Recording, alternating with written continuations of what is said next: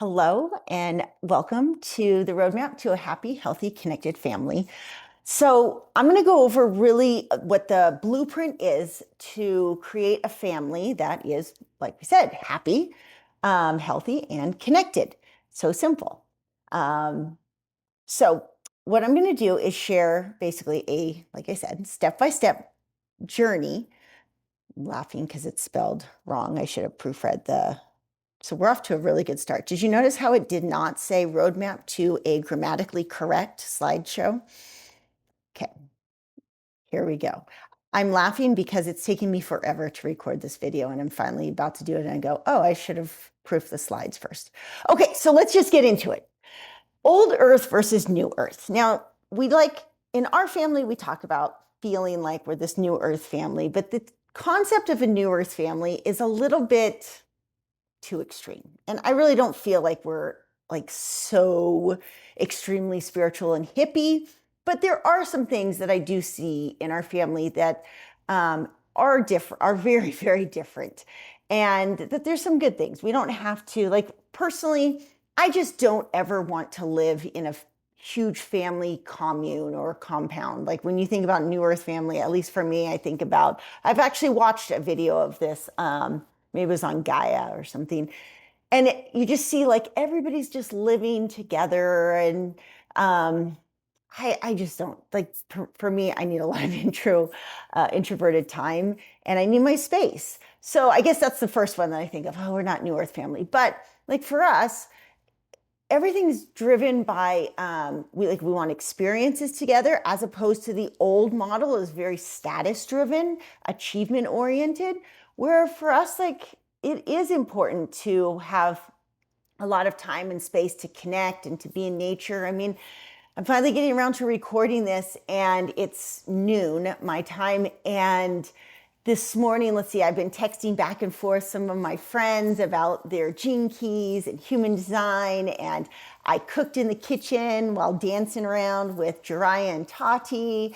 And we were joking and laughing while they were practicing their driver's permit test. And we already went to the park and played soccer in the grass, and Victor and I went for a walk along the river. I mean, that's not normal on a Tuesday. That's what a normal, just average, and that's just because we're in a house. I mean, if we were traveling right now, like we will be again, and we did for so long, like our day would have already been like, oh, we went and mountain biked something, or we went and did some cool hike, or we're like sitting at the crag right now, projecting a new route. Like that's New Earth to me, as opposed to busy schedules and no time. Our family, we have time for exploration. We take appropriate risk. We're always, so where I do see a transfer over is I'm an extremely goal-driven, achievement-oriented person. It's just I transferred that from school and grades and cars and houses. Don't get me wrong. Like I love comfort. I love rich things. I have very expensive taste, but I don't want to do it at the expense of challenging myself in the outdoors or challenging myself in like how much connection can I have with my family? How aligned can my husband and I be in like how we're raising our family or where our businesses are going? And so it's not to say that you don't like, I'm busy. I love being busy. It's the thought around why I'm busy. Like this morning I was busy. I was busy texting, like I said, my friend about, actually I was texting like 3 different people at once, like, oh my gosh, did you see this? And did you see this? But it's all for fun.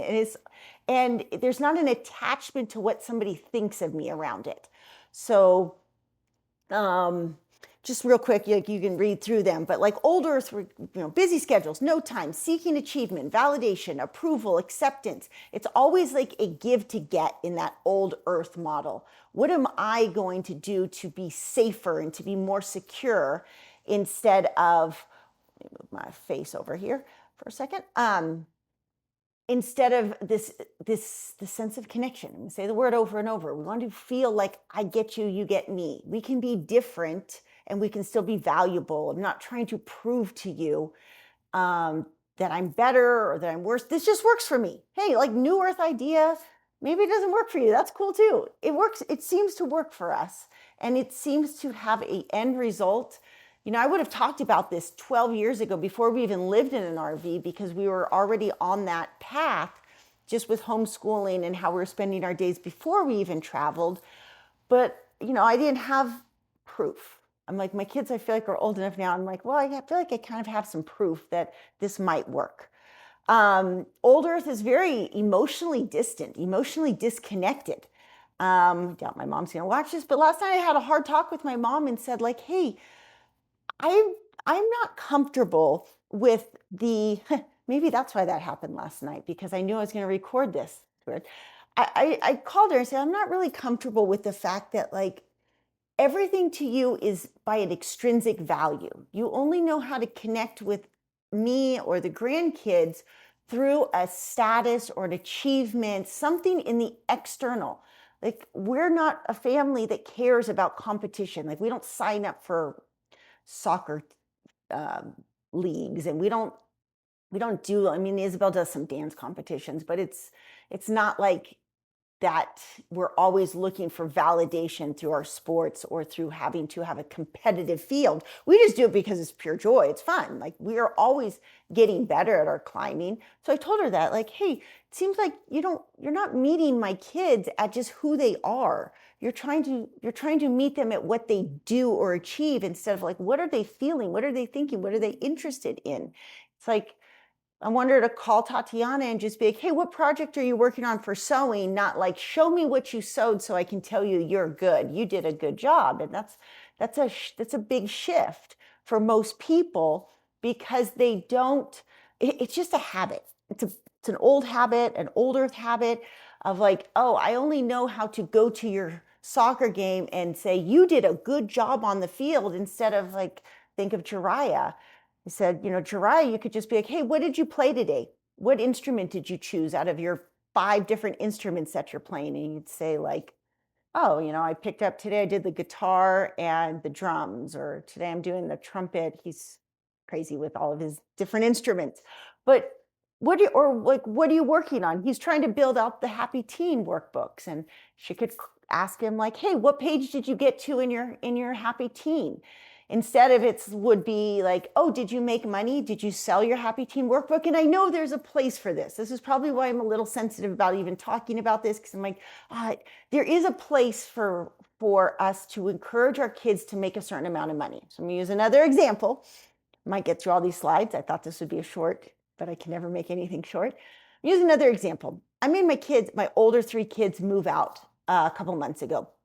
We have this house in Bend. We literally came to Bend to kind of support our kids in helping them to launch as adults. But we chose not to do the college route, because there was no actual college path that they're like, check, this will lead to a meaningful, fulfilling job. Now, I do think that they could have done it that way. They just didn't really want to. And I said, I don't care, as long as you're self-responsible, self-sufficient, and you're not, like, asking me to fulfill something for you that you can go fulfill for yourself. And I'm hoping in the stories it kind of connects this old Earth to new Earth. And so they are, I don't want to say struggling. The crazy thing is, like, relative to what we were, if you're anywhere close to my age, I'm 49, what we were raised to think success was, or what we should do by the time we were, I mean, 20, I had already opened a business, and I actually bought my first condo at 20. And that's just not the world we live in today. That's not to say some people can't do it. It's just like, inflation's caused things to go so crazy. When you have a money printer, it's just a different world. You probably already know this. And so I have to figure it out. I feel like a little bit of a pioneer, and, like, how do I create space for them to follow their passion and work towards a meaningful goal, while simultaneously saying, like, I'm not funding this, though. You have to fund it. And so I do push them that way. And they have to have some crappy jobs. But Victor and I look at it and go, like, we had crappy jobs for a while too.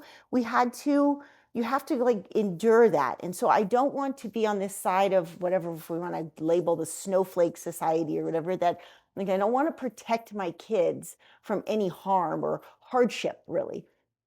because of it. But I also don't want to like abandon them and say, figure it out, good luck. And ask them, oh, figure it out and good luck, but you better come see me because I should be the center of their world.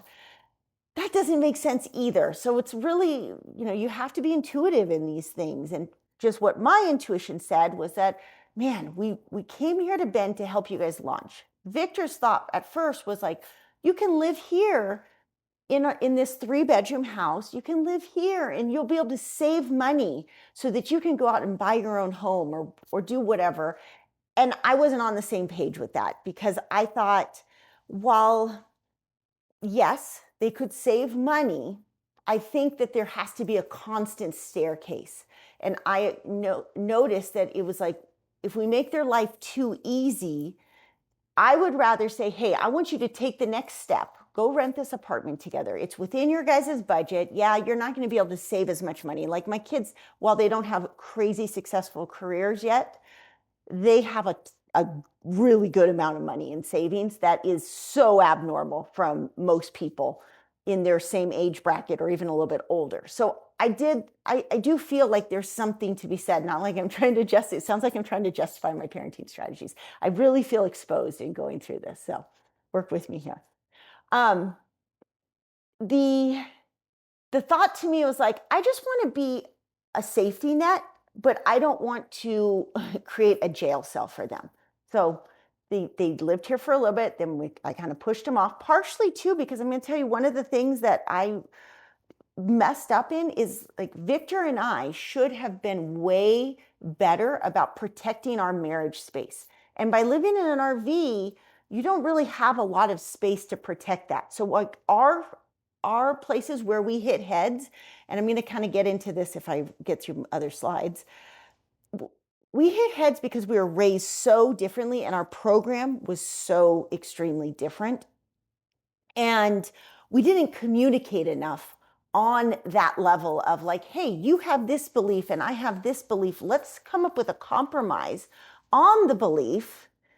And then if we had done that, I think we would have protected our time in our marriage better so that we weren't like, our cards were all on the table. Our kids saw every single fight, every single disagreement, and all of those disagreements were just based on different programming, different beliefs, and how we were raised. Okay, so you probably have checked out on what I'm saying and read through all of these different things that I didn't get past to. Numb to emotions or unwilling to share emotions. I think that's a huge one. That was the point of my mom tangent, is my mom does not, most parents my age and older were not emotionally aware, nor emotionally vulnerable, nor share. They didn't let their anger be seen or their softer emotions of guilt and shame and worry necessarily be seen, of like just going, gosh, I'm really worried about blank. Let's talk about that. No, it was like block it off, right? And then just blow up, or avoidance. So that's a big part of New Earth family. Like, our family sits down and overly communicates our emotions so much. If there's anything that feels out of balance for me, I bring it up right away. Hey, I'm feeling this. I really need to get it out. I'm not saying that I'm right or wrong about this feeling, but I just want to talk about this emotion. You probably didn't know that about me, but I overly talk about every emotion I feel because I just want to, like, I don't really like having it trapped inside me anymore. And I have a vision for where I want to be going independently and as a family. And so I just would rather, like, hey, let's discuss this. That's a huge difference. So this emotionally aware and able to communicate what we feel. I covered reward of achievement and status. Unsure of values. Okay, the values is the cornerstone. Like, so I told my mom last time, like, Mom, I have a problem because you are driven by external values. I need you to develop internal. Yes, this is me at 49 saying, Mom, I need you to develop internal values. Internal values are created through two places: through sacral chakra, through our creative expression, not just like painting and drawing, but whatever it is for creative expression, wherever you feel in flow state and most alive, and through Manipura, where we bold and brave. So if we are a byproduct of schedules, of seeking validation, there is a good chance that you maybe haven't been able to feel into these things that I'm talking about, where you have this is why homeschooling is so important, because it's giving kids this time freedom to step into exploring what feels creative and where they can develop this courageousness of, whether it's in rock climbing or surfing or um, mountain biking does it. There's so many sports where we can go and take risks and discover who we are, what we're made of, what we're capable of.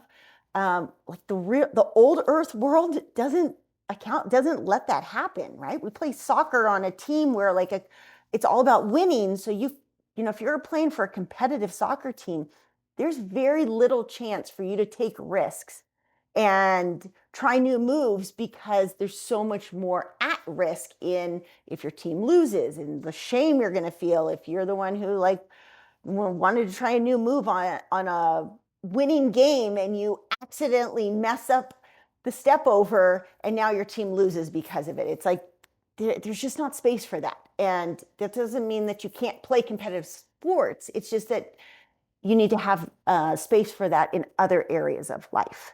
Okay, so values. Values are important. They come from sacral chakra and solar plexus chakra. Blame, anger, resentment, victimhood, all of those are byproducts of not being aware of your emotions.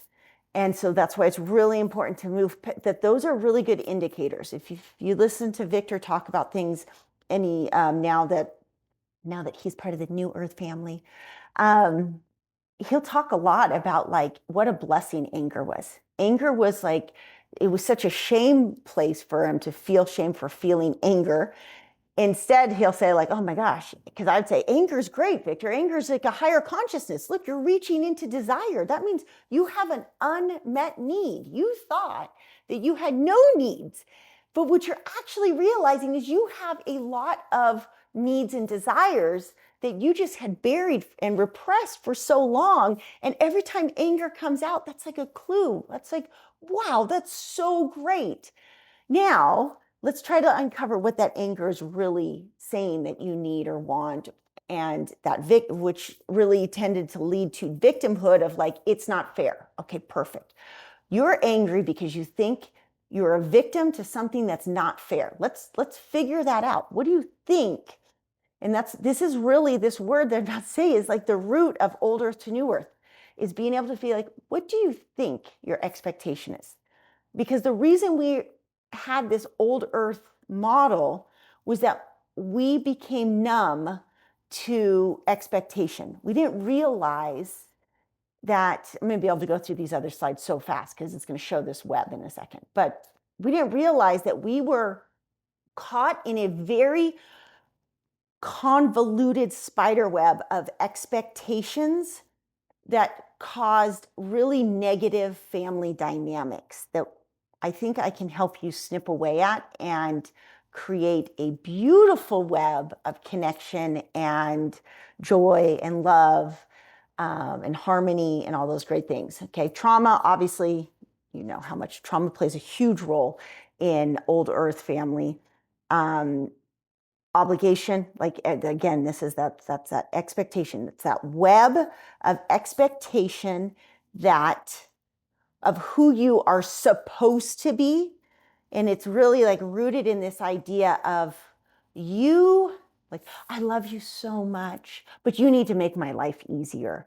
Oh, and guilt and shame for who you need to be to make my life easier, because my life's so hard, because I got this message from my parents that life is so hard and I need to be easy. And it just became, sorry, a shit show. It's really crazy, but it's so simple to fix. And then now we just live in an old earth model where everyone's just medicated or labeled. This might be where you turn it off if I say everybody just thinks that they are, it's oh, you don't understand. I'm ADD, I'm ADHD, I'm autistic, I'm this, I have this dysfunction. No, No, it's just, you're just have programming. It's just programming. You're like perfect. You're beautiful. Like you don't actually have to change. You just have to take off all these layers of conditioning that are telling you there's something flawed in you. Like at your core being, we're all perfect and we're all amazing. It's just, there's so many layers of lies and who you have to be and what you should be and sit in this desk and get this job and like this is why it was really hard for me to talk about this because I know this new earth. Let's just talk about real quick in new earth what success. So I explained to you why I told my adult kids to move out and that they have a huge amount of like they have safety net in me and Victor. They have a safety net in their own bank account, but they haven't necessarily developed their voice. Like it takes a while to expose themselves and say like, hey, I think I have this answer to blank. Let me monetize it, sell it. That's hard. It takes time to develop that at 18, 20, 49. And so in this new earth, I really do believe that we all monetize our own unique experiences and our that, with AI coming in, AI takes over all these like jobs that we used to have to do aren't going to have to be done. So what does that leave you to do? Well, it leaves you a lot of time to pursue creative hobbies and creative thoughts and introspection and taking risks and building things and sharing it. It's very innovative. And you end up with this space. This, like, to me, I look at it in 2015 when we moved into our RV. Nobody was doing that then. It wasn't a thing. There was barely there was Instagram, but it was not a thing like it is now. When I started homeschooling, it really wasn't a thing. I've just always been on the cutting edge of something, and it's really hard to be brave and bold to like speak out on something. Honestly, it's not even that because I don't mind speaking out about it. I do have just this tendency to be so involved in just doing the thing. Like when I was unschooling and homeschooling, I wasn't thinking about how can I monetize this or how can I help, even if it's just about helping others. If you met me in a coffee shop, I'd be like very assertive, like, yep, I do this thing. It works for me. I don't like it doesn't have to work for you. I'm just good at it. This just feels right. We move into an RV. I wasn't thinking about, oh man, how do I monetize RV living or full-time travel? I mean, while I talk about it, I would just be so busy doing it. And it's kind of the same thing now. It's really hard for me to go, man, I just know. I know what New Earth Family feels like. I don't know if it should be called New Earth Family. Honestly, started today. I'm writing another book called How to Run Your Family Like a Business. But it is really New Earth Family. And it's like, is it really that it's New Earth? Is it really that it's just a different way to raise a family? And it works. And then I have to go back and go, okay, how do I connect all these dots? It's a lot. Well, I go on random tangents forever. But I do think everything listed here, we are driven by experiences, connection, and nature. How do you get driven by connection? Well, jump down 4, it's being emotionally aware and able to communicate feelings. If I want to be driven by a connection with somebody, I actually have to know what the expectation is that I have in my soul, in my heart, the need or the worry. Like a lot of things are driven, I know for me as a mom, out of just pure worry. I worry about losing a kid. I worry about not having enough money. I worry about what people think. I have those worries. We all have those worries. I just can catch them and go, oh, that's silly. Well, I shouldn't. It's like, kind of like Eckhart Tolle, The Power of Now. I just can catch it and go, oh, well, maybe I can just worry about that tomorrow. I don't need to worry about today. Today, I want to feel connected to my husband. So when we go hiking today, I let him talk for 20 minutes about jujitsu. I could care less about jujitsu. I really don't want to know all the different moves he did and the replay of it. And there was a time where I would have been like probably irritated and said, I don't want to talk about this. I want to talk about me. Let's talk about me. Let's talk about let's talk about number one. And I don't do that now. And I go, oh, wait, if I want connection, if I want to be driven by connection, I'm going to make time to listen to the replay. That used to be a really hard thing. But I think some people are the opposite end of that spectrum. They want connection that they're overly listening and they're not taking time to share. And I think really, New Earth family, we have to meet 50-50 at that. Okay, we have to be able to say our own thoughts and our own feelings and not just sit there and listen, because if we just sit there and listen the whole time, we don't realize that we become very resentful and we suppress a lot of things because we have our own expectation, right? We allow for exploration, for appropriate risk taking, for failure. I mean, my list there will be so long. If we go further with this with you, there's just so many things that you can do. But the simple one is like, think about if you're my age, you probably got to like ride your bike. I remember when I was 10, I could go ride my bike like 10 miles and come home whenever I wanted. I did a video recently and I was talking about when I was 3, we'd go out to the desert and I had my own little 73 wheeler. I know my dad would just be like, as long as you can see camp, ride wherever you want. Just make sure you can see camp. 3, like we don't live in that type of world anymore. So it takes a lot more work to create space for our kids to have that type of exploration. And I got to tell you, like most of the time when I work with a family, it is just shocks me how many times, it's typically a mom, but it can't be a dad, how many times out in simple things in nature, I hear, be careful, be careful, be careful, be careful. Like that's just a habit. That's a habit. We have to break that. Like Victor, man, when our first few kids, he was like that a lot, but we broke that really quick. I'm like, you can't keep saying be careful. They're okay. They're not running with scissors.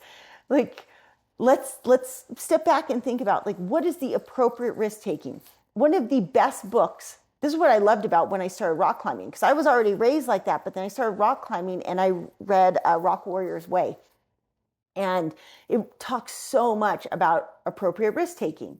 And it's a really, really good book, even if you're not a rock climber, to just to catch how good are you at getting to a point, like, so another quick tangent, so I can make this a 10-hour webinar. When you're rock climbing and you're on lead, you have bolts. So you climb up and you get to a spot and you clip in your bolt. And your belayers got you, and you're at a bolt, you're gonna fall. You could fall there unless you say take up the rope and tighten it up, then you really can't fall, but you could fall a few feet because there's some slack in the rope. Not much risk there if you fell. If you climb, let's say your bolts are 10 feet apart, you climb 5 feet higher and you fall there, you're gonna fall about 7 to 8 feet because you're gonna fall the 5 feet to the bolt plus a little rope stretch. If you climb up to your 9.5 feet to your bolt and you fall there, trust me, I know. When I was in Frankenjura, Germany, I have stories about it in my book. Fell from there. You're taking a good, what they call whipper, and you're falling maybe 15 feet. You get to that bolt and you start pulling rope to clip in and you have rope pulled and then you fall, you're falling like 20 to 25 feet. And like learning that is important because when I started rock climbing, I didn't realize how often I did the last one because your fear is like, I'm just so scared and I got to get to this bolt and now I'm going to pull rope. You're much safer to get up to your bolt and barely pull rope and clip in at waist level than to be holding on and to like pull all this extra rope and then maybe fall. Point is, like, very few of us have parents who get to nurture us through appropriate risk taking. And so if we don't know, it's hard to teach it to our kids. So it's really important that us as parents are putting ourselves in situations where we're learning that skill set. I mean, that's a big one to me. I think that makes a huge difference if we want to change the trajectory of how we parent, is we ourselves have to be risk takers and to learn through experience so that we can be better role models. All right, we reward effort over result. Being mindful, grateful, compassionate, empathetic. I'm not even going to go into the laws of attraction right now. The law of attraction plays such a role, though, in all of this, that if we realize that from the frequency of gratitude, from excitement, we did not have a lot of money to go travel. We were so poor, and yet the money always manifested when the vision was clear. always, everything in my life, as soon as the vision is clear and I can embody like gratitude before the thing happens, it always happens. It always appears. It's amazing that at some point you have to just like go, okay, this law of attraction thing might actually work. So we need gratitude. We need to teach, we need to embody gratitude ourselves. We have to teach our kids gratitude, being open-minded, being adaptable, exercise, meditation, healthy diet, self-responsible, self-discipline, all these words that I'm sure you're very familiar with. The question is, do you implement? Because it's easy to know them, but it's a whole different thing to like actually implement them. Okay, so really quick, sorry, I didn't put your family, this is the most important team you'll ever be on. Like the reason I had a clear vision. I love my mom. I feel like I have to parent my parents more and be the change that I want to see in them. I do. I go out of my way to try to do that, to embody that. But at the same time, my extended family, we don't get together. Victor's family, extended family, they don't get together. I didn't want to do that. I knew why we didn't prioritize extended family. I didn't have the skill set back then like I do now.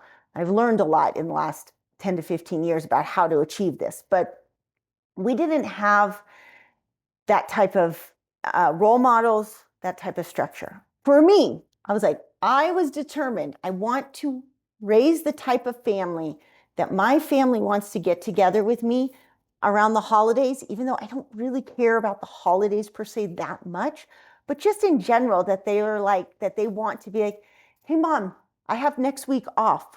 Where are you and dad traveling to? I was thinking maybe I'd hop on a plane and we'd come meet you. Like that type of relationship where they want to, but don't feel obligated to. And it doesn't mean that every time they have a week off, they have to. It's just want that type of relationship. Because when my sister got married, I gave a speech. I wish I had recorded it because I was on the cutting edge back then. And I gave a speech as the bridesmaid of like, you want to be each other's, oh my gosh, I'm going to blank on the word. So I'm not going to be able to use this story right now. Dang it. I need Victor. He always thinks of the words for me. It's okay. We'll scratch that part and go back to, you just want to make your family a team that you want to play for, right? It's like, that's the dream. You don't want it to be like, oh, I have to play for this team. You know, we grew up in San Diego, the Chargers sucked. Like you want to be on Tom Brady's team, even though the Chargers hated the Patriots. You want to be on the Patriots. You want to be like, yes, I am part of a winning team. Franchise player, I knew it'd come to be. You want to be each other's franchise player. That's what the dream is. You don't want to be like on this team that you're like, oh, I guess I have to play for this one. Okay, moving on. You get it. So do you as a parent, if you're a parent watching this, do you think about that? Do you wake up with that intention to be like, how can I make my kid or my spouse want to be on this team?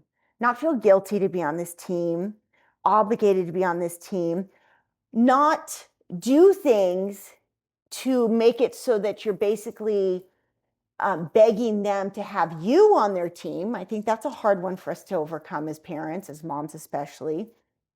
We just want to be in a balance of give and take. Okay? Moving on. Let's see if I can get through these faster. Okay, so I kind of touched on this. We all have families of a lot of bad contracts. Let's start Terry's son. Terry is the son, and he might feel like, his mom's so stressed out and he's a really soft soul. Maybe he's an Enneagram 9 and his mom's an Enneagram 6 and she just worries so much. And so he tries to take up the guilt and be a really well-behaved kid, even though he's like kind of jealous that his brother Grant is an Enneagram 7, is the life of the party. And everyone seems to like want to laugh and be entertained by Grant. And Terry really wants to be that, but he just feels Tina's emotions too much. And so he's learned to self-sacrifice and be a perfect son for his mom, even though he's like, man, I just want to be center stage like Grant gets to be, or maybe his sister Tegan is an Enneagram 3 and she's the superstar of her soccer team and that works for her. But you know, so this is where sibling rivalry comes in. There's this unmet need. Every Enneagram has a need that they're trying to get met. And maybe Brad is a Enneagram 1 dad, and he's a perfectionist, and so he's a little bit critical, and he's a workaholic, and so he maybe gives a little bit more attention to Tegan because he understands achievement as a 1. It makes sense to him. And keep in mind, I'm saying none of these Enneagrams are good or bad. They just are. And maybe Brad is a 1 because he had a type 5 father who was always questioning him, and like type 5, you know, they very controlled, contained. Type 5s are very contained. They've got all the information, but they also don't take steps. And maybe the mom was a type 9 and she was just so passive, and Brad needed more control or more boundaries, more structure to his life. So that's why he became a lawyer. And so now he works lots of hours. And maybe Tina is, let's see, she's a type 6. So she maybe had an Enneagram 4 father who was very emotional and creative and felt very connected to Tina, but then he died at only 50 and she felt really lost without him. And her mom was a type 2 and didn't provide her the structure she needed, and tried to be overgiving, but didn't necessarily meet Tina at the loyalty she needed, and didn't deal with her own emotions of her father. Okay, so some of you have checked out, especially some dads that are watching this. I get it. It's just like, really, that's the kind of world we have to like adapt to, this Enneagram thing where, well, yes, kind of, it is annoying. That's why I say I don't really love the Enneagram, but it does give us insight into the emotions that are not being met. Personally, I'm going to tell you that it would be so much easier if we could all just live by the book, The Courage to be Disliked and The Courage to be Happy. That is such a simpler way to live. But what I find is that most people just can't do it. But that is actually the way to bypass all of this. Just go chase joy and fun. Just be self-responsible. Don't ask anybody to fill your tank. It's actually a very Buddhist way of living too. But like, just trust in the universe and God. Manifest through that, through the Creator. Just let other people do their tasks. If you don't want to make dinner for your whole family, don't make dinner for your whole family. Make dinner for yourself. Tell everybody there's food in the fridge. Like, you can make food for yourself. You could do that. That is a way to bypass all this Enneagram stuff. It just is hard for people. But eventually there's like a nice blending of the two where you can just be self-responsible, fill your own emotional tank, stop worrying about everybody else, stop trying to do tasks for them, let them figure out their stuff. That is kind of what New Earth Family does embody. That is what's got us to this point, is that overall, we did get to a point where I kind of just stopped worrying about everybody as much and said like, hey, you want to do this hike? You want to sit in the motorhome? I'm going to go do this hike. You can sit in the motorhome. And they're like, well, maybe 6 miles isn't so bad. I'll go hike. And then if they go hike, it would be, and they complain and be like, just sit here on the trail and I'll come back for you. Well, I don't really want to sit on the trail. I'm just hungry. Oh, well, why didn't you pack your own snacks? It's not my task to pick your own snacks. And again, it was just something that I don't know, intuitively felt. I hadn't read these books back then. And they said, like, I'm not trying to be mean. I just don't think it's right that you want to just sit in the motorhome all day. That doesn't make sense. I don't want to do this. I'm not asking you to do school books. Like, maybe we could find a compromise. So we over communicated based on feelings. Say, hey, is your expectation just to sit in the motorhome? No. Okay, what's your expectation? Well, to do only a 2-mile hike. Perfect. Pick the 2-mile hike. hey, look, sometimes I'm going to want to do a 6-mile hike. Do you want to just pick the 6-miler if you want to not be alone? Because I think a lot of this is rooted in we're all scared to be alone. All right, pick a 6-miler. Let's do the 6-miler. You know what? I don't need to eat on a hike. I really don't. I need one spindrift. So if you need food on your hike, can you just pack it? Perfect. Well, Mom, I don't have a credit card to go to the grocery store. Do you think you could have these snacks in the RV? Perfect. But they're in a box that they're only for snacks. You can't snack on them during the day. Perfect. You see how this agreement, this like expectation, communication goes back and forth? You probably don't need family coaching. I'm hoping to make it that if you just watch this video, you get enough of it to go like, oh, cool, I get it. I just need to think about what is my expectation here? Is it rooted in a bad emotion? Is my expectation rooted in that I'm Tina and I'm really sad that my dad died at 50 and he was the person who I felt safe with, and my mom became emotionally aloof and never really connected with me, and then use guilt to make me act certain ways, and now I'm only know how to use guilt with my kids. Like, that's harsh, I know. I'm not trying to be, we all have these things, okay? If you read my book that I'm just about to release, not the family one, the one about my own growth, I had to do that. I had to see that like I was living by a lot of bad contracts, okay? So bad contracts exist, create this crazy, oh, I guess I should have clipped one more page. It's because Gabi is so amazing. She made the slides for me.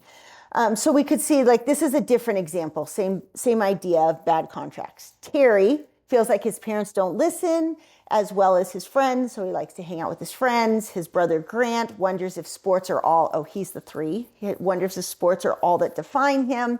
Tegan is the emotional 4. Now I remember that she wishes someone understood. Enneagram 4s feel their emotions a lot. Like, their emotions, I sometimes joke that I'm not an 8, and maybe I'm a 4, because it's like their emotions are right here. And maybe I'm a 4, I don't know. The big thing is, like, it doesn't matter if you mistype in some ways, as long as you recognize it's more testing, do I have this thought? Like, honestly, as you develop more self-awareness, you might feel all of those things that Terry, Grant, and Tegan feel at moments in the day. Like, sometimes you feel like somebody just never listens, and does this blank thing define me? Is this all that defines me? And blank, why doesn't somebody understand how I feel? And then Tina, she feels like she has to be perfection for her parents. So she's probably a 1, because her dad was raised with very few opportunities in life, and her mom was always worried about just basic survival. But her husband is just trying to make his dad proud, because his dad left when he was only 8, and his mom is resentful that she's the youngest of 10 kids. Whew! This is so much fun, isn't it? But really, like, take the time after this. In all seriousness, I like to joke about everything in life. I should have had a beer while I was doing this. This is a lot of talking. Really look and think, like, what is playing out in your family? What is happening here? Okay, so simple, guys. This is so simple. You have these core beliefs based on this last page. Each one of these nine people here have their own belief. And that belief is causing each of them to be in a cycle of I think, I feel, I do. I think, I feel, I do. I think, I feel, I do. And it just runs your whole life. But it's interacting. Each person's circle is in a way trying to bully the other person's circle. Okay, so we have to really just be aware of that. Okay, and I think these are really common, because we end up with a lot of moms that, even if you're a 1 or a 6 or a 9, there are some 2 moms. I have not yet met an 8 mom, but I'm sure if I was in a different circles, if I was like in like more corporations, I'd probably run across them. I feel so alone. We all feel that at times. I wish I had more interests or something that entertained me, so that I felt like I didn't need so much attention or to be included. That one was what led me to 2012, have my like transformative year where I said, you know what? I'm tired of just being a mom. I wonder what yoga is like. I'm going to go to yoga because I'm just tired and I need to just, I can't just work out more intensely anymore. And then I was like, oh, yoga feels good. Maybe I'll go to yoga teacher training. All right, I'm going to try this. I'm going to try something. And then, oh, wow, I drive to yoga and I see the ocean. I'm like, you know what? I have a surfboard at home. Let me go grab my surfboard tomorrow. I'm going to try this thing called surfing. I don't know, maybe I put on my wetsuit and I paddle out and I feel like an idiot and feel like a fish out of water. But I'm like, I got to do something. I got to find some part of me. I can't just sit at home with so many kids cooking and cleaning all day long. It's just too much. And I was like, wow, this surfing thing is really hard, but dang, I kind of feel cool. I feel like somebody out here. I feel like there's something in me that's alive now. And maybe, you wish your family showed more appreciation. Don't we all at times? And I need to stop doing self-sacrificing. I wish they felt about me the way I feel about them. And I get that. Like, we love our kids so much. And sometimes I feel guilty that I don't love them enough now because I'm like, cool, you guys go do you. I'm going to go do me. We'll meet up for dinner tonight. But I think that's healthy. I think it's better than like when I be constantly like, are you guys going to include me? Like the second 2022 hit and I started letting go, it was so scary at first. But then it was like, wait, this is good. I just choose things for me. This is so much healthier. My body feels better. I wasn't tired all the time. I wouldn't lose my patience all the time.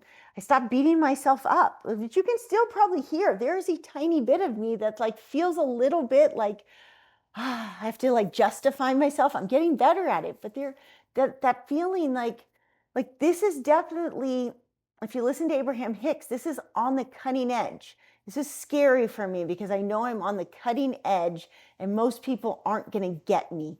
And it's so, did I mention it's scary? Okay, so we think like, I wish this was just so easy to fix. It is and it isn't. It's simple, but it's not easy. And even though I'm tired, frustrated, and often sad, I'm so scared to lose any of them. So I just swallow all this emotion and I go make dinner. And I want to add another thing because I was meditating with Victor this morning and I was thinking to myself about, there's a part in Joe Dispenza Meditations where he always says, like, what is the emotion you no longer want to feel? And it's frustration for me. And that's why Enneagram does help me. I don't struggle. I do have a little bit of guilt. I don't really struggle with shame as much, but man, frustration. It's a word that just always comes up. And I think of the word frustration and it used to just feel like it was just right there, right in my face. I'm frustrated. And now I go, not so frustrated. Like, yeah, it's there, but like, not so much. And it's the thought that I go, this is why those 3 slides ago, when I talked about Enneagram, and I know it's like, Enneagram, it's so annoying. It's hard to type correctly, but it gives you insight. It's going to give you insight. If you can correctly figure out what that emotion is through Enneagram, or just find that emotion, it'll give you an idea what your Enneagram is. That emotion that's just so right there, that is the habit of being you. Enneagram, like literally, if you want to change, everything Joe Dispenza teaches is truth. You have to unlearn the habit of being you. The habit of being you is your Enneagram. It's really like simple path if you can catch it. Okay, kids aren't engaging because they themselves, we forget that our kids are human just like us. We have forgotten how to be human, right? We lost touch of that like softness to us, that little insecure, like I just want to be held. I just want to be taken care of. I just wish someone met my needs. The world's hard and it's scary. We forget that part of us because we grow up to be tough and calloused and driven and productive and all those words that were on that first slide, that we forget our kids are just like us. They fear abandonment and rejection and judgment and punishment and conflict and control and embarrassment and inadequacy and abandonment. And well, I think schools in the future will change. I think that we will have these newer schools, and I wish I had the desire to create them. Maybe eventually I will, but we need this space where our kids have like almost forest schools. I always say, like, it helped because my kids had 5 in their school. So it made it so that they got a lot of interaction, but I really feel bad if you have only 1 or 2 kids, even 3. The dynamics aren't big enough to to go through as much learning as has to happen when you're in a bigger school dynamic. Now, some schools are just so big that none of this social learning is actually happening because there's so much fear of rejection, abandonment, judgment, punishment, conflict, control, embarrassment, inadequacy, and abandonment that sometimes kids go to school and they're not getting this place where it is a blank canvas for them to engage and not fear those things. So it's a really delicate line. You have to know for your own family what that looks like. I kind of feel silly saying it, but I still kind of think that I'm going to have this crazy cool property that my kids can, not like that they have to live there with their kids, but that they can come to when they just want a nice blank canvas for their own kids to like test out. Like we'll build some like cool mountain biking trails, and we'll have some gardening and farming things, and where there's places for like woodworking and where they can just like explore. I know I'm going to provide that for my grandkids. So it is this concept of like forest school where it would be cool if there were more of those all around, where kids can, like Tatiana right now is sewing. She made these amazing cool cargo pants.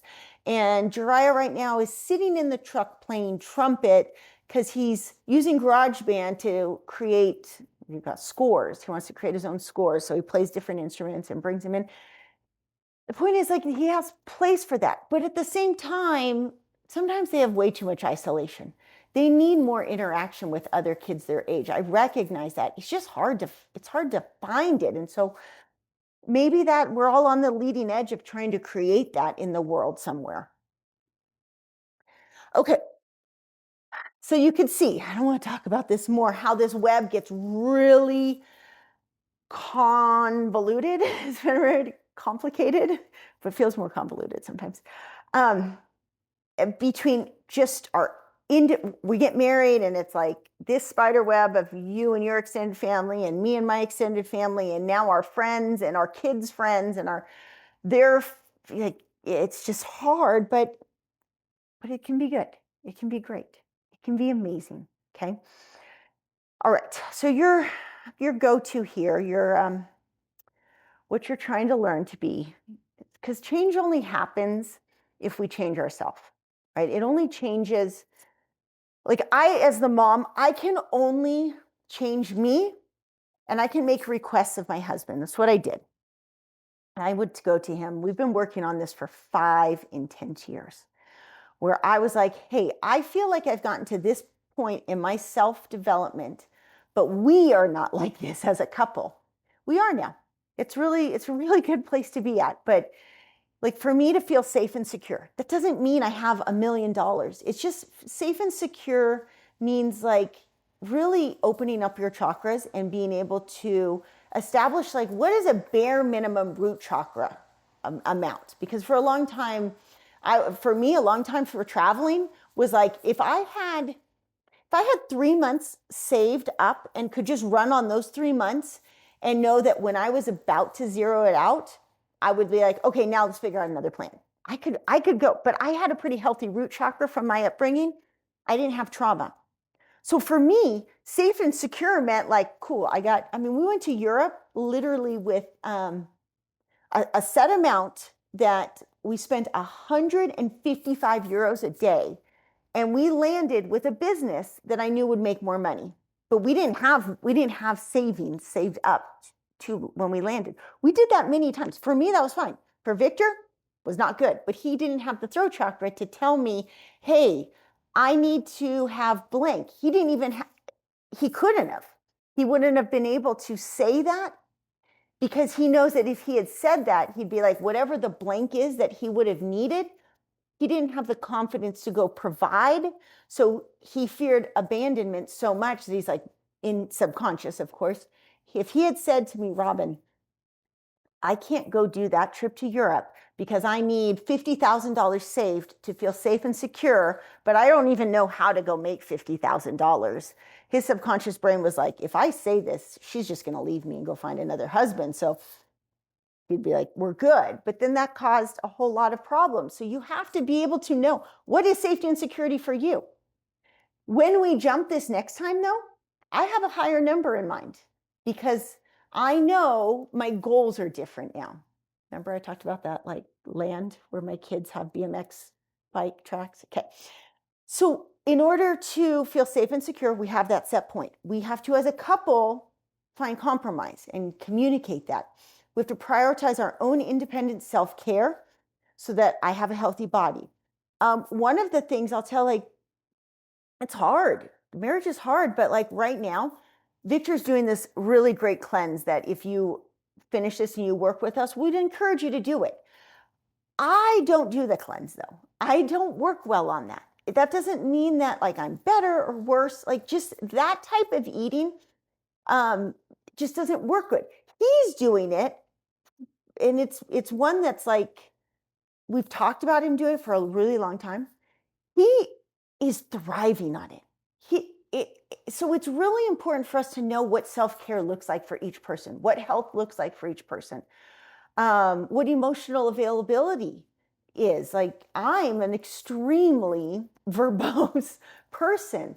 My husband doesn't need to say every single emotion like I do. I get that, but I didn't used to understand that. So we have to know like how much emotional availability do we need to.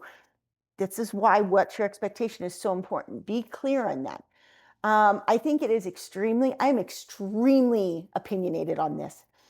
It does not have to be a mom. Now, I did say like separate the tasks, and I kind of contradict myself here because I think it's important for a mom to bring their family together at the dinner table. I know seems old-fashioned.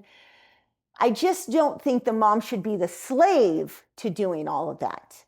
But I do think that there is something magical that's happened for our family, that we all sit down to dinner together for at least a decade. And we have like amazing home cooked meals. Like we almost never eat out. And there is just something that happens in our kitchen that we're all now like I said, we're all pitching in. Some nights Jiraiya takes over all of dinner, and that's cool too. But it's this harmony. But it did start at one point. My kids were too young to make dinner themselves. But as soon as they could cut with a plastic knife, I would be like, "Hey, you want to eat dinner tonight? I need you to like cut the cucumbers or like sit here with me." Dinner for us is like a 3-hour ordeal. That's a huge thing. Victor only in the last month started taking over some of the dinners because I would say like, I just think you're missing out on something. Something happened in the kitchen that I can't explain. And I know you're like hide behind, well, you're a better cook, or well, I make the money, so like these roles. And I'm like, yeah, I know, I appreciate. I love that you make all this money and I can buy whatever for food and cook great meals. But will you just, I started actually because I'm better at presenting this than he is at presenting this part. And I've been working hard on trying to pull all of my ideas out of my brain and put them on videos. And so I said, hey, I need some help in the kitchen then. He's like, sure, no problem. I'll start making. And it did. Something magical did happen. Like it changed him. Like he's so he's always, well, I shouldn't say that. He wasn't always happy. He's just so much happier. So much of what I'm teaching here has worked for us, especially in the last few months, that, okay, has time to prepare healthy food and listen. It is on the mom side. I mean, if it happens in your dynamic, it's better it's on the dad side, cool. I'm not trying to like box you into gender roles, but this age of Aquarius is really hard on me. I'm trying to like always be careful and not offending anybody. Okay, has individual passions and interests that honors the self. You can't, though, be in the kitchen self-sacrificing so much that you don't have individual passions. This is a hard line, too, for me. I have a lot of hard lines. I'm trying to, like, balance this Aquarius with my Aries. You need to have passions. Independent, 100%, Find your sense of self, honor the self, and don't need validation for it. That's hard. Don't go do it and then make everybody listen to how you hiked 10 miles and how proud you are of yourself. Mention a little bit in passing. Hey, so I started hiking by myself. I love it. Don't have to be like, so let me tell you about every detail so that you affirm me, because that would be your program. All right, feels appreciation for her sacrifice. So yes, if you feel like nobody's seeing me, say like, hey, you guys, I worked hard on dinner, or hey, I went and did that hike. Did you notice I did a hike finally for myself? Can you guys just, or like, hey, I did your laundry. I'm not asking for appreciation, but I do want to feel like you guys do see that I'm doing your tasks that you should be doing. I can fine tune this for you in coaching. I just want to give you the overview so that if you want to do it on your own, you can do it on your own. Okay, dads, feel worthy and whole. For most dads, you got to figure out what that is. It's kind of one of those things that's like you probably have had to mask the idea of like even needing to feel whole or worthy. But I think that's what Victor's great at. He helps men so much find those soft spots that you probably want to hide from. Has a career that is in alignment. I know it is so hard if you are a dad in the mix of it to be like, I can just go change careers and find a job that is enjoyable. And what I'll tell you is what I told Victor years ago, because he seemed to be in a space where he felt very resentful for the job that he had to do. And he was very much a victim of, this is the job I have to do because you guys will all starve if I change jobs. And I said, can you just change how you do your job? That's fine. Well, we started off, I'm like, change jobs, let's go. I'll help you figure it out. But he couldn't or wouldn't put up so many blocks. So I said, you know what? Why don't you just do your job with joy? That's all I'm asking. Just be happy. You've already committed to it. You're not going to change jobs. Just be happy. Just be happy. And that one thing changed so much for our whole family. And once he actually started being happy, he started manifesting totally different clients too. The ones that were making him not happy, they quit. And sure enough, within a week, better ones came in. It was amazing. So figure out that for yourself. I don't want, that's, Victor gets to deal with, Victor coaches the dads. No, I'm just kidding. I like to coach the dads too, but sometimes it's easier to listen to Victor at first. No excuses. Make time for fitness and meditation. All dads should be working out and meditating every day. What the workouts look like doesn't always have to be intense, but some form of running, weight training, all the mix. Victor's great at that. Has an individual sport, no exceptions, just like moms need. Is aligned, it's a big one, on what a good life looks like, from finances to how we discipline our kids to what our schedule looks like. This is where I come in. This is my strength. I'm really good at helping people get aligned on this part. Maintain boundaries so that you can be giving when you come home. You want to be able to fill your own tank so that you can be the light, be giving when you come home. All right, last few slides, really quick. Children's needs are, you are having to at first, depending on the age, meet all of these needs for your kid when they're a baby to when they're 18, if they want to leave the house, that they can meet them themselves. Okay, your child, there is a staircase here. Their number one need from you at first is to feel seen, heard, and accepted. If they don't feel it from you, they're going to go find it from their kids. Then they're going to go find it through that boyfriend, girlfriend. They're going to eventually find it through a significant other. Then they're going to complete the cycle and try to find it through their own children. We're breaking that. We're changing that. So it's really important to fill your own tank so that you can see, hear, and accept your own kids. You need to teach them how to communicate without fear of judgment. They need to be spoken to with a balance of compassion and assertion. Have the opportunities to explore, take risks, challenge themselves. They need creative outlets to develop a sense of self. They need time for mindfulness and self-reflection.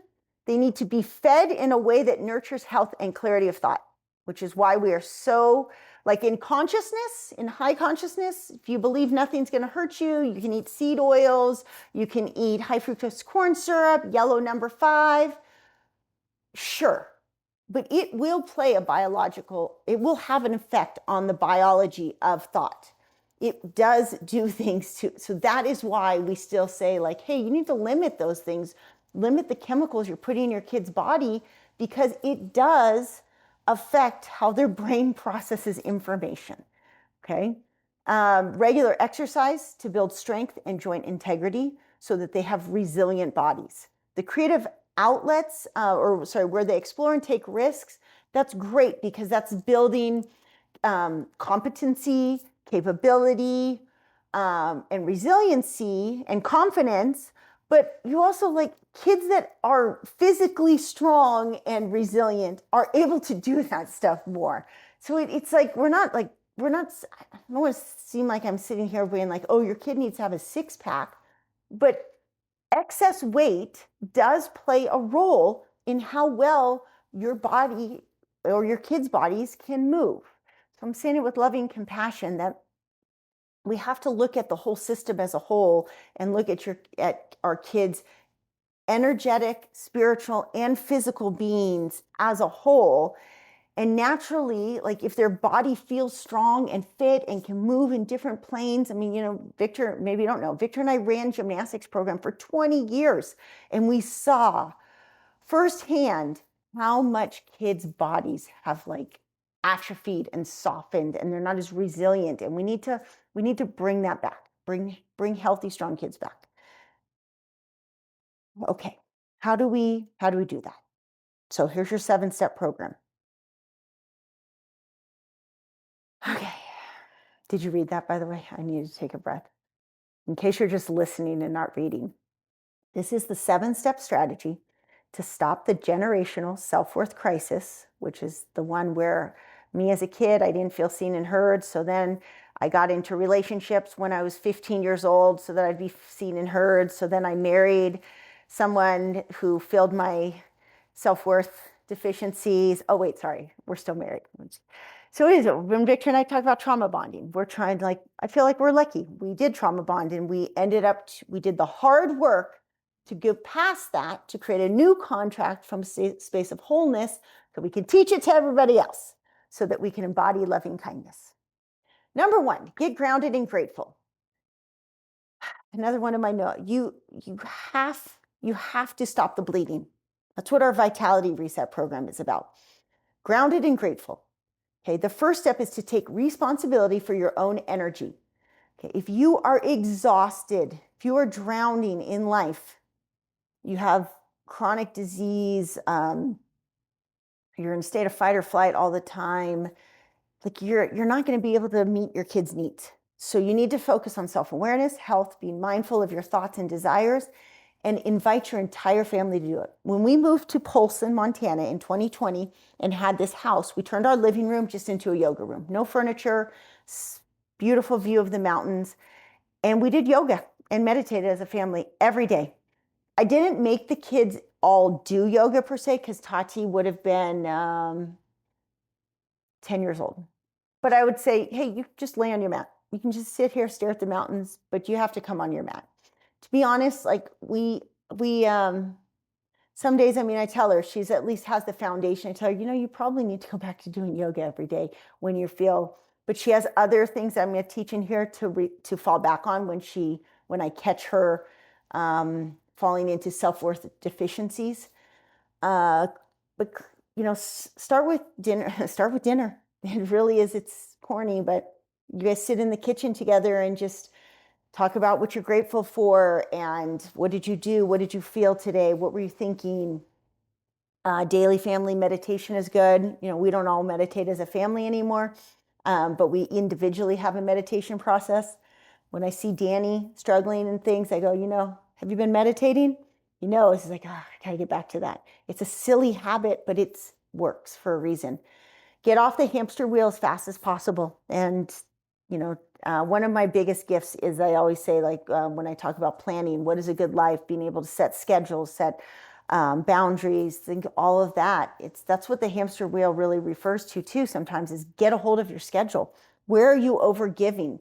In my soul purpose self-mastery, first thing I tell people, do the happier course. The happier course is what got me off the hamster wheel. I believe in it so much. Just figure out where are you spending time, energy, thought, emotions, and things that just don't matter, that are robbing you of your groundedness. So yeah, build self-awareness around your think, feel, do cycle.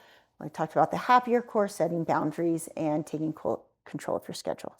See, I didn't even have to look at them. Thanks, Gabi. Signs you're on track. Okay.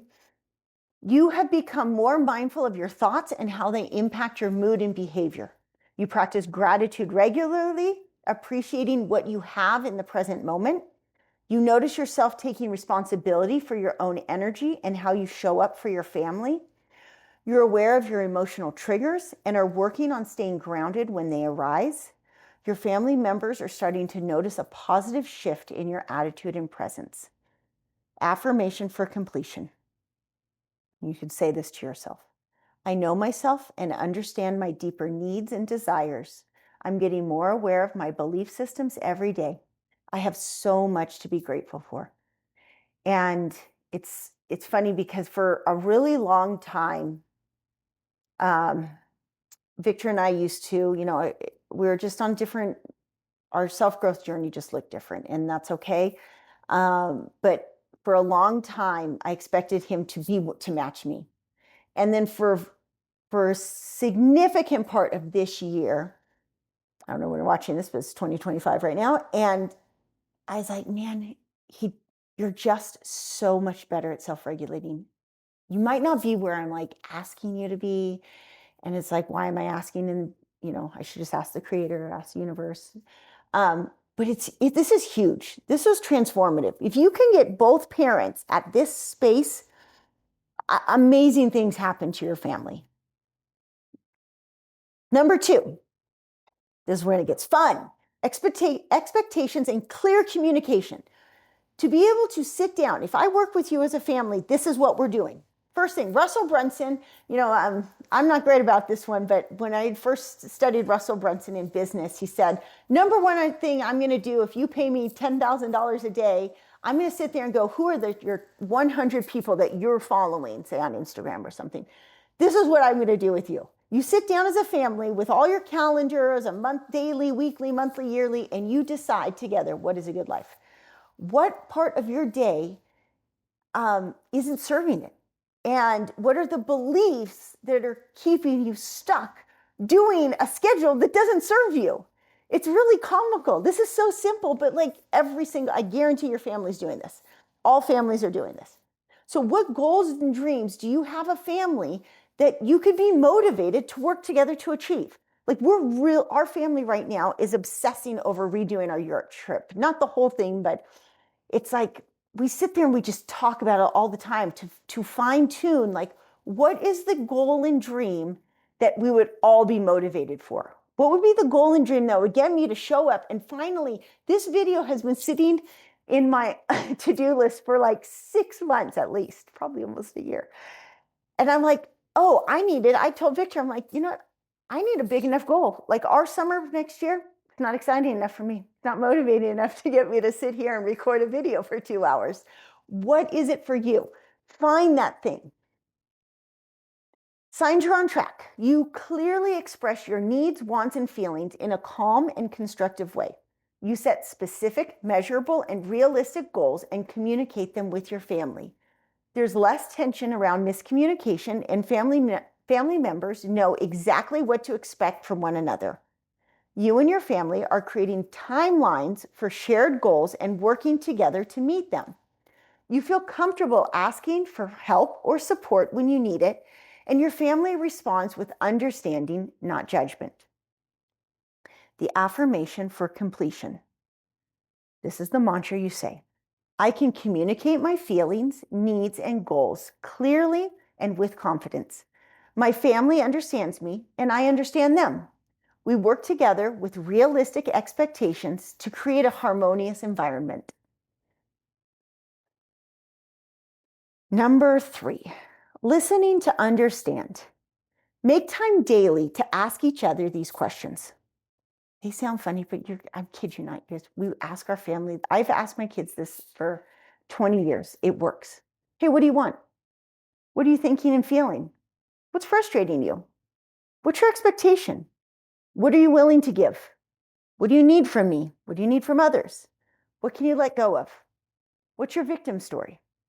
What would you do if you were the hero? Or what would this hero of your story do? We also, I should add one actually. One of the first ones that started this for us was like, what would you do if money wasn't an object? We call it IMWO, IMWO, if money wasn't object. IMWO, what would you do? Like that, my last 15 years has just been IMWO. When we sit down with Europe to plan Europe for next year, if we do it or don't do it, I go IMWO. Because then we go IMWO. Would we go to Tahiti instead? And I go, I don't know.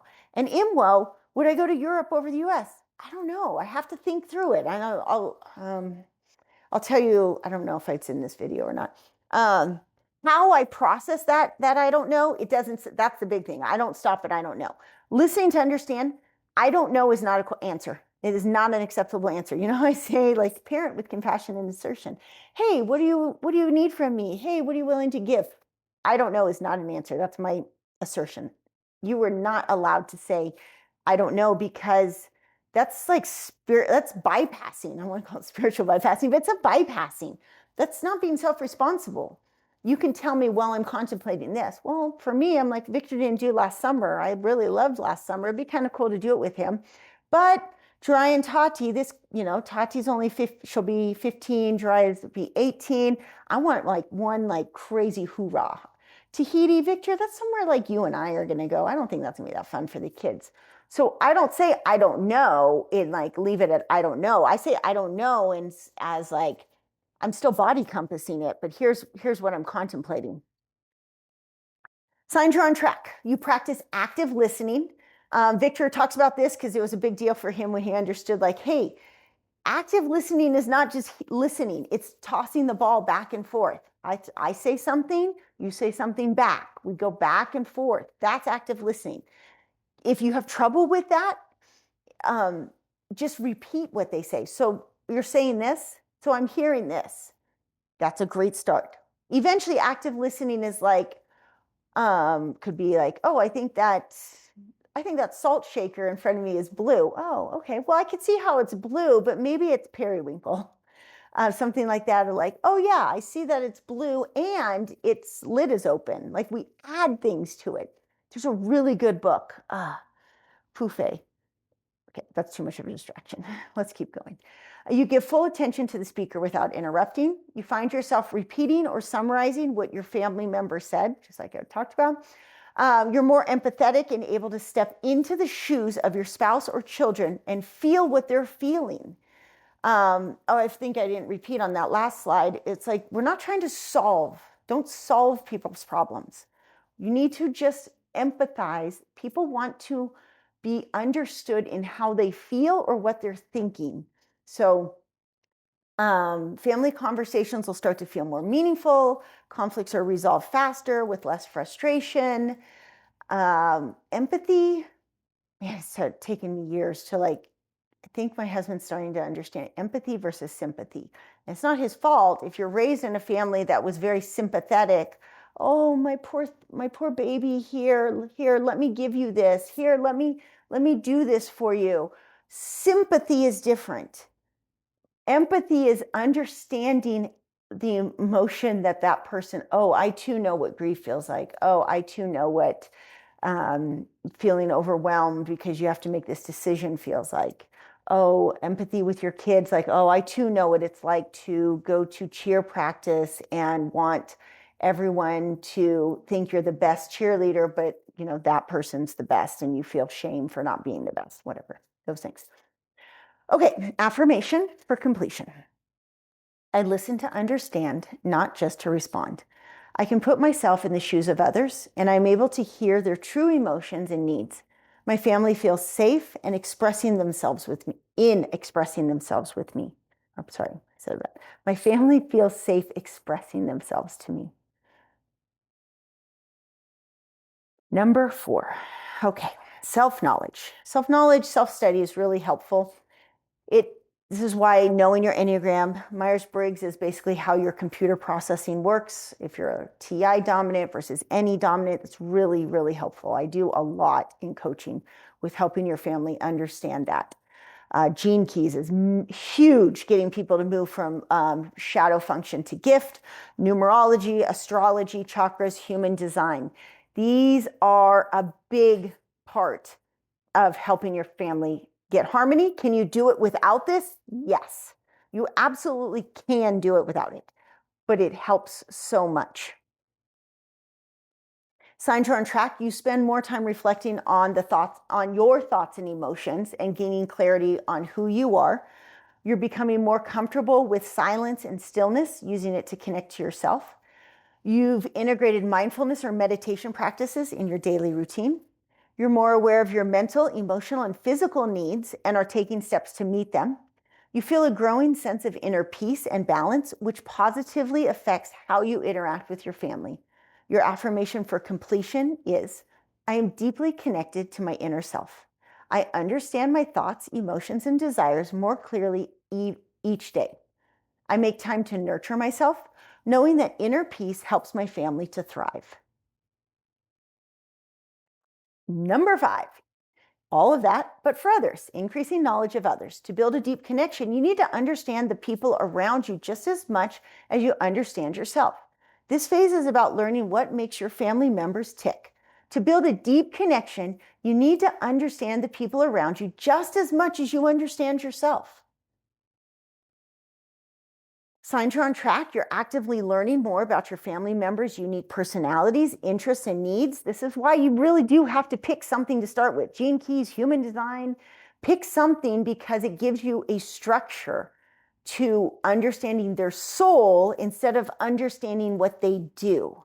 Like back to my mom, if she would learn like Enneagram, any of it, chakras, any of it, she would have something to talk about instead of like trying to affirm, oh, did you do that? Did you complete that task or complete, like, man, I'm stumbling, it's getting long. I'm so proud of you for making those pants, or you did good in that soccer game, or I want to watch you in your dance competition. It would be like understanding how somebody is wired, how they're thinking, what their interests are. It just adds so much more connection. You ask thoughtful questions to better understand the motivations and desires of your spouse, kids, or parents. You notice patterns in their behavior and communication styles, and you adjust how you interact with them to foster better understanding. Family members start to open up more, sharing things that they hadn't before because they truly feel understood. The affirmation for completion. I take time to truly know and understand the people I love. I invest in my relationships by learning about their needs, desires, and dreams. Our connection grows stronger every day. Number 6, building teamwork and resiliency. Okay, so you've built your own you've built your own ship, what I think. And then you understand the other person's ship. And now as a team, you get to sail towards something common, some common destination. Strong families don't shy away from challenges. They navigate them together. This is why being an active, adventurous family is so big. Like the number of times our family has come together to solve a problem, something silly like a flat tire or packing up the campground to go to another campsite that is a common destination. Could you imagine if I was just picking all of our travels and said, well, you guys just have to come along, and we only go places that I like, which was not the case. I'd say, hey, we as a team need to decide where we want to travel to. And maybe one destination, something I like more, and another one, something they like more. But then when it's time to actually pack up the RV or pack your bags and get on a plane, it's like, hey, we chose this. We are doing this together. It's huge. I don't think most families don't have this because they live by the laws of society of what we have to. Well, you have to go to school and you have to get good grades and you have to be a good listener because I don't want your teacher calling me and saying you're in the principal's office and I have to get a good job or I have to listen to my boss and we live by have to. We're not living by any want tos, get tos. I mean, I am, but I mean, we live by all of the get tos. None of them are have tos. And even with Victor making all the money, all along, I'd say like, hey, I'll live off of half of what you make right now. Just pick, just have fun. Let's just choose want tos. He said, well, I don't know what I want. But you're not allowed to say that. But I don't know what I want. And he's not my child, so I couldn't do anything about it. I was just like, okay, well, we're kind of stuck then until that changes. And then all of a sudden that changed and it opened up so much for us. It opened up, like, then all of a sudden we'd come together and like, hey, we're a team. Remember I said, hey, what do you want to do? He's like, well, I want to go do this. I'm like, cool, let's go do it. That's a really, really cool feeling when you're a team. You can see the excitement and it's like, all right, we're going to have shared experiences. It's not going to be like my book where it's like, sure, signs are on track. You and your family take on challenges together, turning difficult tasks or discomfort into fun, memorable experiences. You approach problems as a team, communicate openly without blame, and find solutions together. You celebrate. I feel bad. I have to say, Victor's gonna watch this. He's like, yeah, it did happen. We had different upbringings. We had different self-growth journeys. I'm so grateful for my husband. And I already asked him, can I use these stories, not to throw you under the bus, but like just as learning. There were so many times where we'd get a flat tire or break down. So one time I was driving, I towed in 2020, just by myself and the kids, my fifth wheel from San Diego to South Dakota. Because I said, I'm not living in San Diego anymore and I'm just going to tow it. And I got 3 flat tires in 24 hours. I chose to drive to South Dakota. And if I get a flat tire, there's no one to blame but myself. I can't sit there and like blame Victor because even too, he told me you should get new tires before. And I'm like, was being cheap about it at the time. I'm like, no, I'll be fine. I don't want to deal with it in California. I'll get new tires when I get to Utah, which I did for the 4th one. And in a way, that was my fault. I was wrong because I should have listened to my husband and got tires in San Diego before I left. I knew that. But at the time when the flat happens, I can't get mad at anybody but myself and go, well, what happens? Well, there's also been times when we've had flat tires and Victor's been there. And that was probably before then on our Class C. And he just gets so angry. So like we're like the Martian. My family and I are like the Martian. When you're like, something goes wrong, we're like, all right, get to work. We're all like, solve one problem and solve the next. And eventually you get to go home. Except our home was there that we were solving. So he'd just get mad. And I'm like, I'm like, go sit in the car. You're not helping us here. If you're just going to get mad and kick the tire, like, what good is that? This doesn't do any good. He would never be like that now. He's great about that. And now he'd just be like, but it was from I really bring this up because it is the marker to know you're on track. When you can come together and solve a problem as a team, it's huge. And I do know it was his programming that was instilled from his parents and from their parents, and they just didn't know. They didn't know any better. But it was because the program was that life is hard. You're not worthy of success. Just take what you can. You're not important. And because of that victim mindset that like this is just how it is. Life is just hard.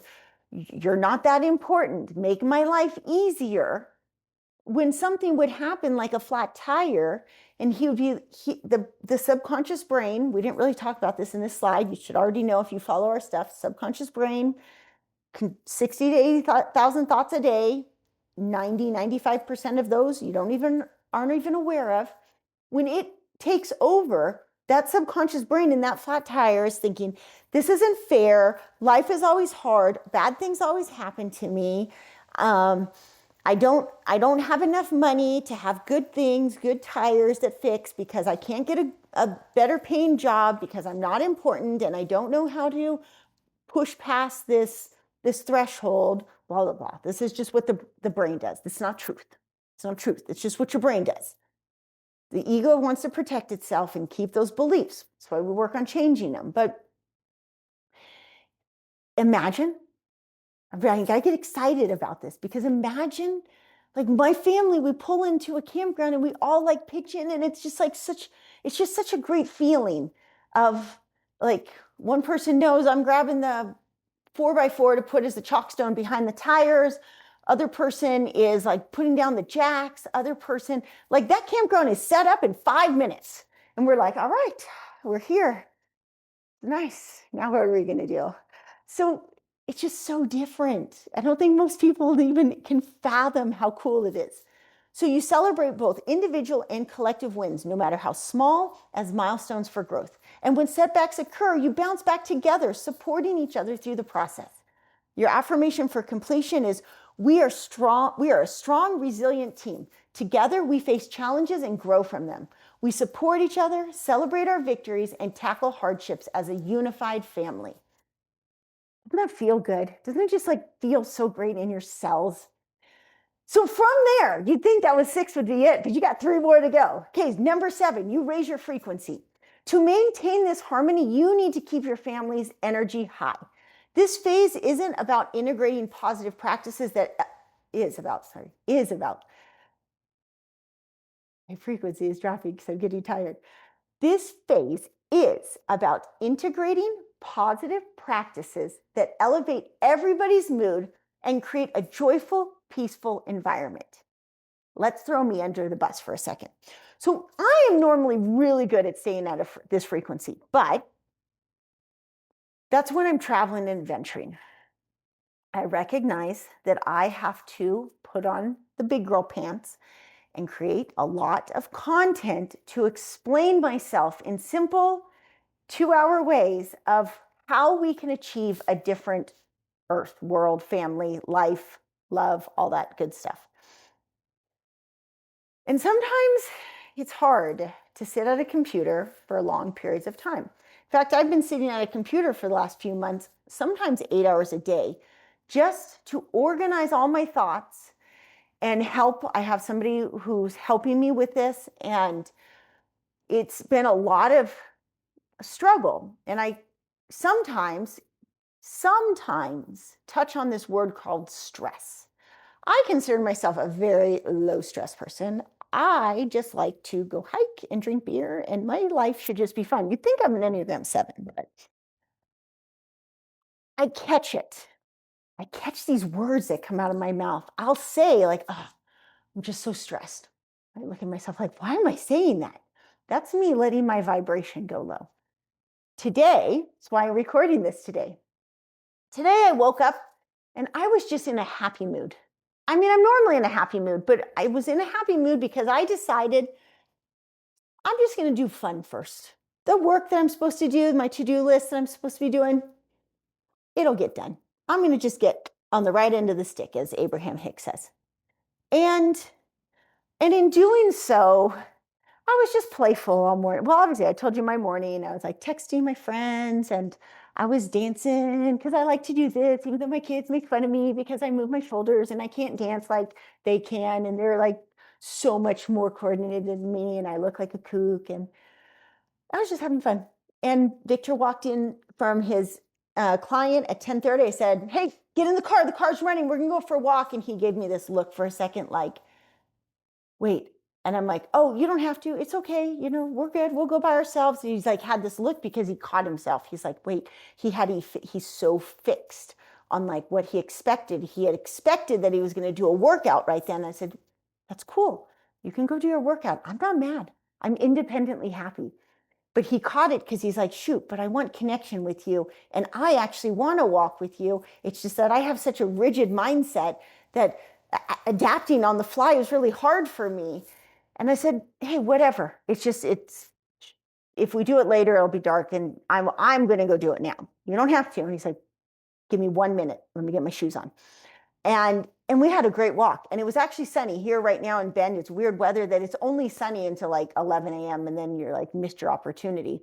So it was cool. So I raised my frequency. And then because we all went outside, it raised our frequency. And we're all like really good at catching it. And I even like I tell my kids at dinner, like, hey, Don't come up, my adult kids, don't come over for dinner if you're not gonna be high frequency. Because in this house, we hold high frequency. Otherwise, like if you want to be pouty, make your own dinner, stay home. It is so important to me. Frequency, frequency, frequency. And that's not to mean that I don't mess up sometimes, but I try to catch it. Okay, for some reason I thought there were 9. Thank goodness I'm done. 7. Okay, I was kind of thinking when I said frequency. So here's the thing. I gave you the blueprint. Do the blueprint. You don't need me. I just help you make it happen faster. And really, it's not me, just me. We are an entire family. We are really good at all of these things, at guiding meditation, visualization, breath work, trauma healing, nutrition, gut healing, physical therapy, strength training, personology, which is like experts at gene keys, human design, astrology, Enneagram, chakras. Did I miss one? Like we're really, really, really knowledgeable at that stuff. Communication, I'm very good at helping at neuro-linguistic programming. Extremely good at telling you how to say it, what to say. Planning, give me your calendars. Like we have I don't know anything that we're like, there's not much that we're missing in terms of like coaching something. When it was like, oh, you have this problem, we have somebody for that. And that's okay. We don't even have to fulfill all of these. I mean, I didn't even bring in Jiraiya's happy teen. His happy teen is incredible. Like my to-do list next month, hopefully, is to just get that launched because man, he is definitely, I told him you really shouldn't call it happy teen. It should just be called happy human because if all humans just followed his framework, it'd be so great. Okay, so that's it. So where do you go from here? You do it on your own or you set up a consult with us. It's that easy. And then we'll figure out a specific program for you. The thing is like, it's time. Like, look at the world. Like, I mean, you might not be ready. Sometimes you have to jump and trust that the staircase is going to appear. And it's not always easy. I told you, like, I had to pull the trigger and start doing the hard work and stop being selfish and just playing all the time. I had to step into this leadership and start coaching others and start explaining myself to people and share what I do have to offer instead of just being like, well, look at me rock climb. I'm so cool rock climbing. You should just know what I have to offer. I caught myself. And so in order to do that, I had to hire an assistant because I needed help. And I texted Victor one day. I was like, hey, it costs this much. I'm really scared to spend that much money. And he's like, do it. And I had about 100 excuses. Yeah, but it's like, do it. But I'm just, do it. He's really good about this. Okay, well, do it. And along the way, I've had a lot of meltdowns because I had to step into something that was really big. I've read The Big Leap. And it's definitely, I hit ULPs, upper limit problems, constantly. And I know what it's like to step into, you can almost start crying. I know what it's like to step into the unknown and to do something that you don't feel like you're ready for and to face the fear. And let's see, I hired somebody, it's probably been 2 months now, and I just had hired for 5 months.